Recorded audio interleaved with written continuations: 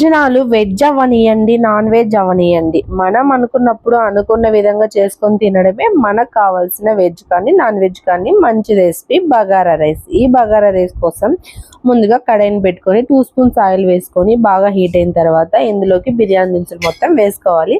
బిర్యానీ దినుసులు అంటే మీకు మామూలుగా అన్ని తెలిసే ఉంటుంది. లవంగా, చెక్క, బిర్యానీ ఆకు, యాలక్కలు అన్నీ వేసుకొని బాగా కొంచెం ఫ్రై అయిన తర్వాత దీంట్లోకి బాగా సన్నగా కట్ చేసి పెట్టుకున్న ఆనియన్స్ కూడా వేసుకొని బాగా గోల్డెన్ కలర్ వచ్చేదాకా ఫ్రై చేసుకోవాలి. ఇందులోకి తగినంత కరివేపాకు, పచ్చిమిర్చి కూడా వేసుకొని బాగా ఫ్రై చేసుకోవాలి. మనకు ఆనియన్స్ ఎంత గోల్డెన్ కలర్గా వస్తే మనకి బగారా రైస్ అనేది అంత కలర్గా వస్తుంది. ఎక్కువగా మనకి బాగా ఫ్రై చేసామనుకో రైస్ అనేది మనకి బాగా కలర్ఫుల్గా వస్తుంది. తక్కువగా ఫ్రై చేసామనుకో కలర్ అనేది వైట్గా వస్తుంది. ఇందులోకి టమాటా కూడా వేసుకొని బాగా ఫ్రై చేసుకొని పచ్చివాసన పోయేదాకా అలా కలబెట్టుకొని తర్వాత ఇందులోకి కొంచెం అల్లం వెల్లుల్లి పేస్ట్ కూడా వేసుకోవాలి. మీకు కావాలంటే నెయ్యి ఫస్ట్లోనే వేసుకోవచ్చు, లేదంటే కొంచెం ఈ తర్వాత కొంచెం బాగా మగ్గిన తర్వాత కూడా వేసుకోవచ్చు.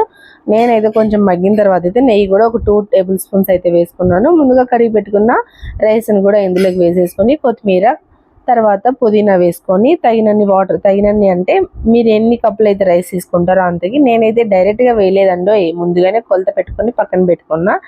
తర్వాత మూత పెట్టేసిన తర్వాత బగారా రైస్ అయితే ఇలా ఉడుకుతుంది. వెళ్తూ వీడియోని లైక్ చేయండి.